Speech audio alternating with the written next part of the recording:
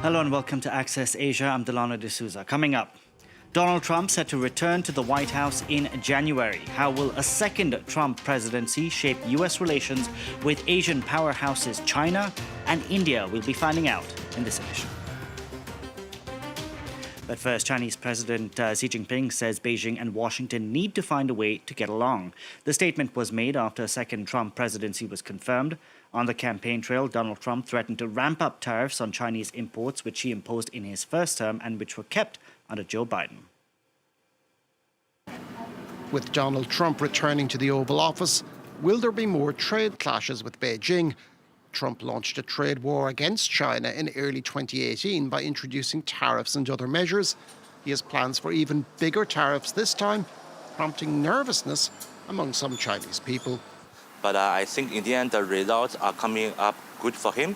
But I think this result also means pretty bad for China because we have facing the trade war in the past. So I'm guessing in the future we are facing that again. I've got some investment in stocks. And when Trump was in office last time, he had these trade wars with China. And that actually had a big impact on the Chinese stock market. Biden administration maintained a tough line with Beijing, leading many in China to view confrontation with Washington as inevitable, regardless of who won. I don't think I like the US that much. I don't think we need to care what Trump does. As long as we're strong, it's all right. Xi Jinping congratulated Trump on his victory on Wednesday and said China and the US would gain from cooperation. Even so, his government is bracing itself for an impending trade shock when Trump returns to the White House in January. We can bring in Steve Tsang, director of the SOAS China Institute. Thank you so much for speaking to us. How do you think officials in Beijing really feel about a second Trump term? Well, the Chinese government will not be pleased with a second Trump term because they know there will be American tariff under Trump and potentially an expanded trade war with the United States. But it would not be as bad an option for them than a Harris administration with the Democratic Party controlling Congress, because the Harris administration with full control of Congress would be an administration in Washington that would be much more difficult for China to engage and persuade to change course. In the case of Trump, in his first administration, China engaged with him, or Xi Jinping engaged with him personally, and was able to get Trump to change course on occasions. But on the campaign trail, Trump said he's planning on imposing tariffs of 60%. He said up to 100% on Chinese imports. Do you think that will really be the case? Well, we don't know. And that is the thing about Trump. He doesn't know himself, and therefore the Chinese would not actually know. But if we are looking at that level of tariff, at least 60% on China, it is going to have a very noticeable effect on American consumers. And then there might well also be pressure domestically on that. So I don't think the Chinese are calculating that it will necessarily be 60%, but they will consider that as a benchmark to base their policy. In terms of the 100 or even 1,000% that Trump talks about, I don't think anybody takes that too seriously. China's economic model depends on its ability to export. It doesn't want to see a full-blown trade war with the world's first largest economy, but China obviously is not going to sit on its hands. It's going to hit back. Well, I think we can expect that if Trump takes a very strong tariff approach to China, Xi Jinping will hit back. What Xi Jinping can actually do to hurt the U.S. economy, I think, is more of a question.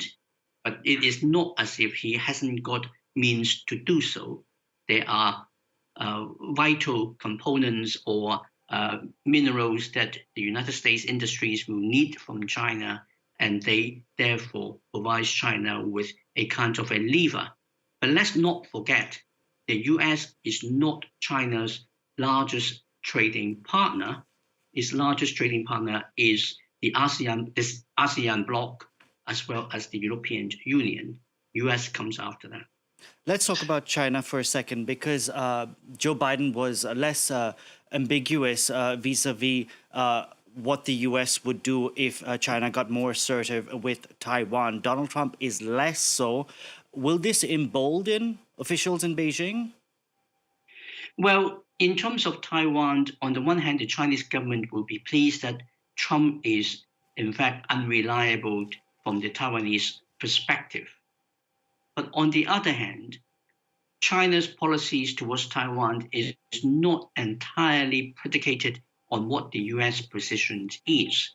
China has its own internal logic in terms of how and when it will deal with Taiwan. And the key consideration there is whether China has the necessary military capacity to be able to take Taiwan at cost acceptable to China. And that is not something that the Chinese military can do in the next 4 years. So the chance that China will attack Taiwan simply because Trump is in Washington, I don't think holds water. Donald Trump often says he's respected by China's President Xi Jinping. Is that the case, you think? I think Trump has more respect for Xi Jinping than Xi Jinping has of Trump. Xi Jinping, I think, thinks more that Trump is somebody that he can do business with because they actually share common language, something that Xi Jinping doesn't feel he has with Biden. But I don't think respect is quite the right word. Steve Tsang, great speaking to you. Thank you so much for joining us. Now, to talk more about how Trump 2.0 is being viewed in the world's fifth largest economy, we can bring in Mohan Kuman, former Indian ambassador to France. Mr. Ambassador, thank you so much for speaking to us. Is a Trump victory good for India? On balance, I would have to say yes. The strategic community in Delhi was actually secretly hoping that Trump will actually beat Kamala Harris. So the short answer to your question is yes. Modi called Trump his friend in his post on X. But given that Trump is quite a transactional leader, I know they've hugged and, held hands and stuff in the past. How is the relationship really? So I think there is personal chemistry between the two leaders, and I dare say that is because of ideological convictions and the way they have come up as leaders, although there is not much in common. One is a multi-billionaire, the other was actually selling tea on a railway platform. But to answer your question as to why we think, at least some of us think in India, that he will be good for us, geopolitically, if he can bring the two wars to an end, first in Ukraine and then in Gaza somehow, those two will be a big, big plus for India. We do not want the war to go on because that is hurting our economic prospects. And if the Brent crude goes up beyond $100, that'll be a problem for India as well. And we do have 9 million people in West Asia, or what you guys call the Middle East. So either way, the ending of the two wars, and since Trump is viscerally opposed to wars, I'm assuming that that is something he will be able to deliver. But I think the consequential strategic partnership, the strategic partnership between India and the US has been called the most consequential by both sides. We think that in areas like tech, for example, critical emerging technology, telecom, digital infrastructure, people-to-people ties, those are the areas there where I think Trump will make a big difference for India. Under Trump's first term in office, we obviously saw the strengthening of the Quad, which is the grouping between the US, Japan, Australia, and India. Is that likely to continue, given that we've also seen the strengthening of the BRICS in recent years? I think India will be seen as a beneficial presence by the West in the BRICS grouping, because we are now one of the few countries, along with Brazil, which are non-West and which are not anti-West, whereas China, Russia, and others fall into the latter category. So I do believe Quad will receive a further impetus, but I think what needs watching is how Trump deals with China. I was not there for the full duration when your Chinese interlocutor spoke to you. I would have loved to be a fly on the wall, but I think he will have two instincts, and both will be contradictory.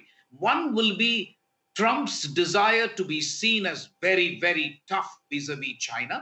And the second instinct is that he considers himself as the smartest deal maker on earth. So he may get into a grand bargain with Xi Jinping, in which case India will see its strategic space diminished. And that is something India will have to keep in mind. One final point as well on this segment. I think India will come under pressure on trade and tariffs. Trump says tariff is the most beautiful word in the English language that he knows. And he is going to impose tariffs, whether you are China, whether you are EU, or whether you are India. So I think we will come under pressure on the trade front. I want to talk about something that we don't often talk about in the news, and that's, of course, the flow of illegal immigration into the United States. This, of course, was one of Donald Trump's central campaign themes. Now, people may not know, but the number of Indian citizens who have been illegally entering the U.S. has been rising dramatically between 2022 and 2023. It was nearly 97,000 Indians entered illegally. Deportations have also picked up as well. What is New Delhi doing to counter this?